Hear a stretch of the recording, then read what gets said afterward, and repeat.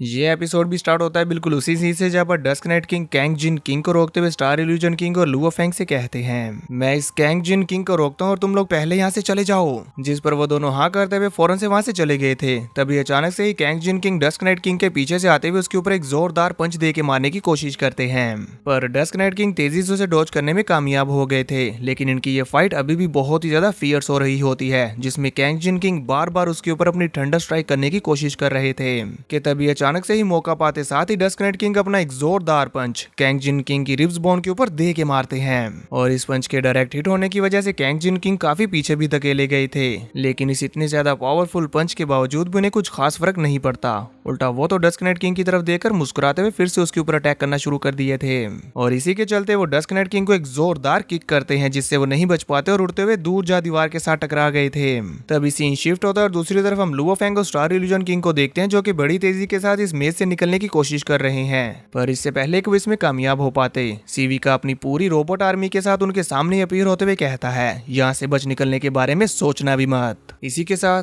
वो उनके ऊपर अपने सभी रोबोट पपिट से एनर्जी बीम से हमला करवाता जाता है, जिसे लुओ फेंग तो अपने बीस्ट गॉड वेपन का इस्तेमाल करते हुए इजीली ब्लॉक कर पा रहा था और स्टार इल्यूजन किंग अपने एक टेलीपोर्टेशन पोर्टल का इस्तेमाल करते हुए इनसे बच पा रही होती है। जो देखकर सीवी का, जो कि बहुत ही ज्यादा गुस्से में और उसकी आंखें लाल हो चुकी हैं, वो अपनी स्टोरेज स्पेस से एक बहुत ही ज्यादा पावरफुल वेपन को बाहर निकालते हुए उसे चार्ज करना शुरू कर देता है। और यहाँ उसके साथ मौजूद पर्पल बेल किंग ने भी एक पावरफुल अटैक क्रिएट करना शुरू कर दिया था। साथ ही वो कहता है, स्टार इल्यूजन किंग तुम यहाँ पर टेलीपोर्ट नहीं कर पाओगी और ना ही बच सकोगे। ये कहते हुए सीवी का और पर्पल बेल किंग दोनों ही अपने अटैक्स को इनके ऊपर थ्रो कर देते हैं और हमें दूर से देखने को मिलता है कि इन दोनों के ये अटैक्स आगे और पीछे दोनों तरफ से हो रहे थे। जो देखते साथ ही लुओ फेंग फौरन से अपने क्योटिक मिक्स का इस्तेमाल करते हुए घूमते हुए चारों तरफ स्प्लैश अटैक्स थ्रो कर देता है, जिसकी वजह से पर्पल बेल किंग का वो अटैक नलीफाई हो गया था। जबकि सीवी का एनर्जी बीम अटैक अभी भी कंटिन्यू होता है, तो फेंग अपने इन्हीं क्योटिक विंग्स के साथ उसके इस एनर्जी बीम अटैक को सेंटर से चीरते हुए तेजी के साथ आगे बढ़ने लग गया था, जिसे रोकने की सीवी का अपनी पूरी कोशिश करता और उसने अपने इस एनर्जी बीम अटैक की पावर को और भी ज्यादा बढ़ा दिया था, जिसके चलते उसके रोबोट पपिट्स की हालत खराब हो चुकी होती है और उनके अंदर शॉर्ट सर्किट्स भी होने लगे थे। पर फिर भी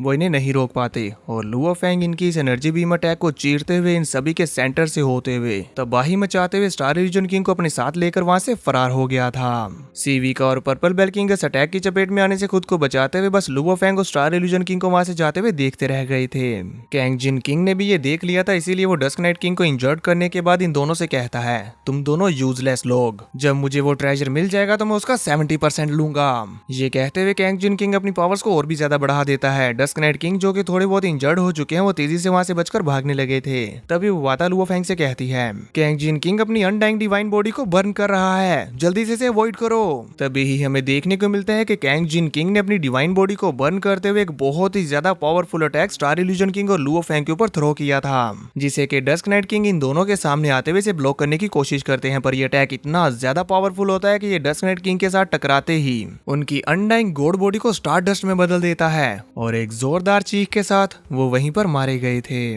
लुओ फेंग और स्टार इल्यूजन किंग, जो कि इस अटैक की चपेट में आने से बच चुके थे, वो दोनों ही डस्क नाइट किंग को मरते हुए देखकर चिल्लाते हुए कहते हैं, डस्क नाइट किंग ब्रदर। तभी वो वाता, जो कि काफी ज्यादा घबराई हुई है, वो भी लुओ फेंग को बताती है, कैंग जिन किंग के इस एक अटैक ने डस्क नाइट किंग की हाफ अनडाइंग डिवाइन बॉडी को डिस्ट्रॉय कर दिया है। तभी हमें देखने को मिलता है कि डस्क नाइट किंग धीरे धीरे अपनी बॉडी को फिर से रीजनरेट कर लेते हैं, पर ऐसा करते साथ ही उनके मुंह से ब्लीडिंग होने लगी थी। अभी वो खुद को संभाल ही रहे होते हैं कि तभी लुओ फेंग तेजी के साथ उनकी तरफ आगे बढ़ते हुए कहता है, मैं आपको यहाँ से ले चलता हूँ, इससे पहले कि फेंग उनके करीब पहुंच पाता। तभी कैंग जिन किंग अपनी थंडर पावर्स का इस्तेमाल करते हुए डस्क नाइट किंग को हाथों और पैरों से जकड़ते हुए ट्रैप कर लेता है, जो देखते हुए अपने मन में कहते हैं, मैं यहाँ से नहीं निकल पाऊंगा। इधर फेंग, जो कि तेजी के साथ उनके करीब आने की कोशिश कर रहा है, सीवी का अपने रोबोट पपिट्स का इस्तेमाल करते हुए इसे रोकने लग गया था, पर फेंग उन सभी रोबोट पपिट्स को डिस्ट्रॉय करते हुए तेजी के साथ डस्क नाइट किंग की तरफ ही बढ़ता जाता है, जो देखकर कैंग जिन किंग डस्क नाइट किंग के सामने आते हुए फिर से अपना वही पावरफुल अटैक क्रिएट करना शुरू कर देते हैं, जिससे उन्होंने डस्क नाइट किंग की आधी डिवाइन बॉडी को डिस्ट्रॉय कर दिया है।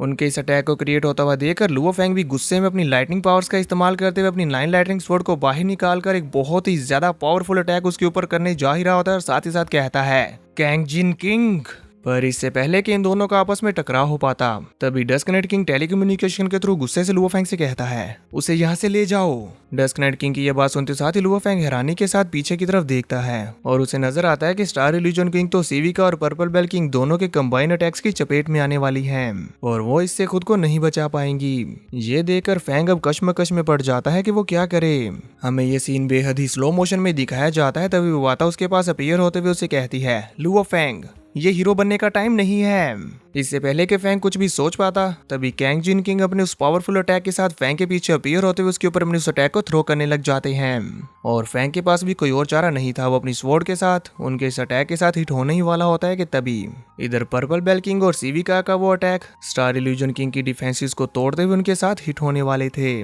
तभी इसी दौरान पर्पल बेल किंग बोल रहा होता है तुम सभी डेफिनेटली अभी यहाँ पर मरने वाले हो। स्टार इल्यूजन किंग भी बहुत ज्यादा डर चुकी थी, पर इससे पहले के इन सभी के ये attacks Luo Feng star illusion king से हिट होते, डस्क नाइट किंग खुद को सेल्फ डिस्ट्रक्ट करते हुए कहते हैं तो चलो फिर एक साथ मरते हैं। ये देखकर तो वो सभी शॉक होते हुए कहते हैं क्या? स्टार इल्यूजन किंग भी तेजी से अपने भाई की तरफ आगे बढ़ते हुए कहती है ब्रदर नहीं। सीविका और पर्पल बेल किंग इस सेल्फ डिस्ट्रक्शन की पावर से खुद को बचाने के लिए जल्दी से अपनी डिफेंसेस को एक्टिवेट करने लगते हैं, जबकि लुओ फेंग अपनी लाइटनिंग स्पीड से भागते हुए स्टार इल्यूजन किंग को पकड़कर वहां से दूर जाने लग गया था। तभी कैंग जिन किंग डस्क नाइट किंग को सेल्फ डिस्ट्रक्ट होने से रोकने की कोशिश करने लग जाता है, पर अब तक काफी देर हो चुकी होती है। फेंग जो कि स्टार इल्यूजन किंग को खींचते हुए यहाँ से दूर ले जा रहा है, हमें देखने को मिलता है कि स्टार इल्यूजन किंग की आंखों से आंसू बह रहे होते हैं और वो अभी भी नहीं चाहती कि उनका भाई खुद को सेल्फ डिस्ट्रक्ट करे। ये सीन स्लो मोशन में हो जाता है और हमें देखने को मिलता है कि डस्क नाइट किंग एक्सप्लोड होने से पहले अपनी सिस्टर की तरफ देखते हैं और हल्का सा मुस्कुरा देते हैं।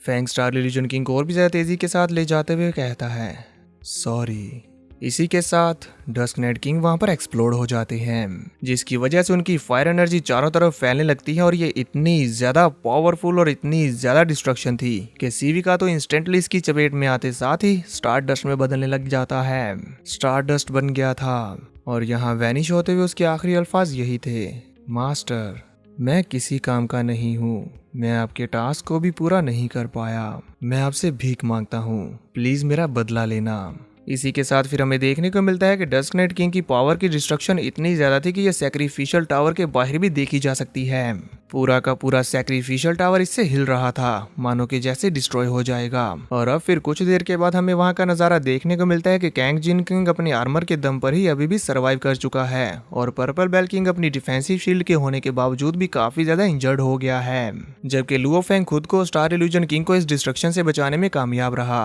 पर हमें देखने को मिलता है कि स्टार इल्यूजन किंग अभी भी फूट फूट कर रो रही थी और डस्क नाइट किंग के सभी ट्रायर्स उनकी डिस्ट्रक्शन वाली जगह पर गिरे हुए होते हैं, जिन्हें कैंग जिन किंग उठाते हुए अपनी स्टोरेज रिंग में रख लेता है और पर्पल बेल किंग को इनमें से कुछ भी नहीं देता। ये देखकर उसे सदमा तो लगा था, पर वो कैंग जिन किंग के सामने कुछ नहीं कर पाया। इन सभी ट्रेजर्स को अपने पास रख लेने के बाद कैंग जिन किंग पर्पल बेल किंग से कहता है उनका पीछा करो और फिर ये दोनों तेजी से उनका पीछा करने लगते हैं। तभी दूसरी तरफ हमें दिखाया जाता है उन एंशिएंट ट्राइब के लोगों को, जो अपने सामने स्क्रीन पर इन दोनों टीम्स की फाइट को देखते हुए कहते हैं बुरा हुआ, वो टोकन्स तो अभी भी उनके पास हैं, हम उन्हें यहाँ से जाने नहीं दे सकते। गॉड एल्डर की ये बात सुनकर एल्डर काइसाका कहते हैं अब हमें एक्शन लेना होगा। तभी सीन कट होता है, हम लुओ फेंग और स्टार इल्यूजन किंग को देखते हैं जो कि तेजी के साथ फ्लाई करते हुए जा रहे थे और यहाँ लुओ फेंग ने स्टार इल्यूजन किंग को अपनी बाहों में उठाया होता और वो तेजी के साथ फ्लाई किए जा रहा था। पर यहाँ अभी भी वो डस्क नाइट किंग के बारे में सोचते हुए काफी ज्यादा गुस्से में था, जबकि स्टार इल्यूजन किंग गुस्से से उसके हाथों में छूटने की कोशिश कर रही थी और साथ ही साथ बोल रही होती है मैं उन सभी को मार डालूंगी,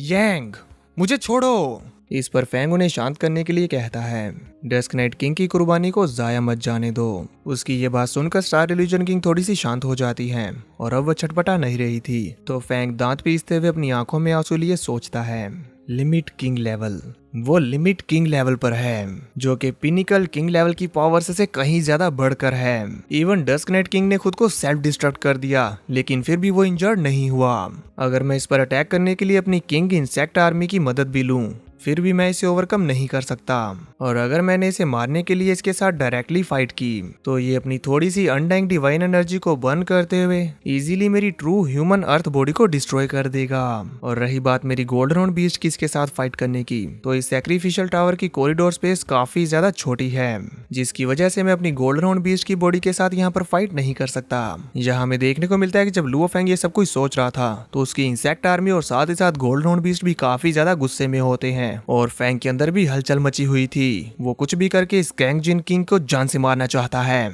इसी गुस्से में वो तेजी के साथ फ्लाई करता हुआ जा रहा होता है, तभी दूसरी तरफ हमें देखने को मिलता है पर्पल बेल किंग को, जो कि कैंग जिन किंग के पीछे फ्लाई करते हुए अपनी टेलीकम्युनिकेशन के थ्रू उससे कहता है, हमने उसे यहाँ पर मरने के लिए फोर्स क्यों किया? सीविका पहले ही मारा जा चुका है। मैं भी डस्क नाइट किंग की सेल्फ डिस्ट्रक्शन की वजह से इंजर्ड हूँ, और हम जानते हैं कि ह्यूमन रेस में ग्रेट यूनिवर्स मास्टर्स हैं। हो सकता है कि शायद वो फ्यूचर में दोबारा से डस्क नाइट किंग को रिजरेक्ट कर लें, यानी कि डस्क नाइट किंग को एक बार फिर से जिंदा किया जा सकता है। पर्पल बेल किंग की ये बात सुनते साथ ही कैंग जिन किंग गुस्से में अपनी पावर्स को और भी ज्यादा रिलीज करते हुए उससे कहता है, खामोश, कोई पता नहीं वो रिजरेक्शन कब होगी, लेकिन हम इन्हें जान से मारकर इनके सभी ट्रेजर्स को छीन सकते हैं। जल्दी से इनका पीछा करो, इन्हें बचकर भागने मत देना। ये कहते हुए वो और भी तेजी के साथ उनके पीछे चला जाता है, जबकि यहाँ पर्पल बेल किंग अपने मन में सोचता है, इसने डस्क नाइट किंग का इस्तेमाल करते हुए सीविका को मरवा दिया। कैंग जिन किंग, तुम सभी ट्रेजर्स को अकेले लेना चाहते हो, मैं किसी भी हाल में ऐसा होने नहीं दूंगा।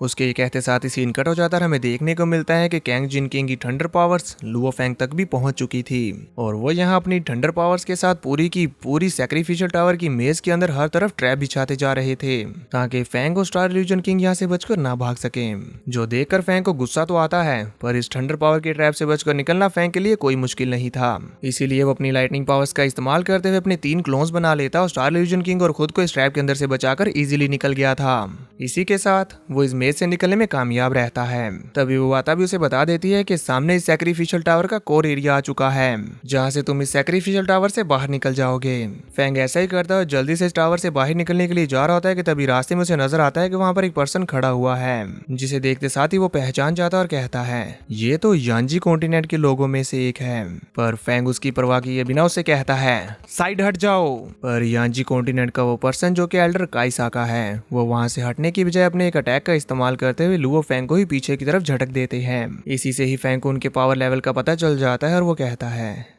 इसकी स्ट्रेंथ तो पिनिकल किंग लेवल की है। अगर अब हम यहाँ से बाहर निकलने की कोशिश करते हैं तो ये ऑलमोस्ट इम्पॉसिबल है। अभी फेंग इससे निपटने के बारे में सोच रहा होता है कि तभी कैंग जिन किंग भी जोर जोर से हंसते हुए उस मेज के अंदर से बाहर आते हुए कहता है, यांजी कॉन्टिनेंट के वॉरियर, तुम्हारा बहुत बहुत शुक्रिया। इसी के साथ उसने वहां पर पहुंचते लुओ फेंग और एल्डर काइसाका के ऊपर भी अपनी थंडर पावर से अटैक कर दिया था, जिससे फेंग स्टार इल्यूजन किंग को अपने पास खींचते हुए जल्दी से अपने क्योटिक विंग्स के साथ प्रोटेक्ट कर लेता है, और एल्डर काइसाका ने अपनी डिफेंसिव शील्ड का इस्तेमाल करते हुए खुद को प्रोटेक्ट कर लिया था। तभी कैंग जिन किंग, जो कि अब लुओ फेंग के सामने अपीयर हो चुका है, वो अपने वेपन को उसके ऊपर पॉइंट करते हुए कहता है, चलो देखते हैं अब तुम कहां भागोगे। देखेंगे नेक्स्ट एपिसोड में कि लुओ फेंग इनसे बच पाएगा या नहीं। और दोस्तों, ये वीडियो थोड़ी लेट हो गई क्योंकि मैं आउट ऑफ सिटी हूँ और सिचुएशन काफी टाइट चल रही है, पर मैं कोशिश करूंगा कि टाइम पर वीडियो प्रोवाइड कर सकूं।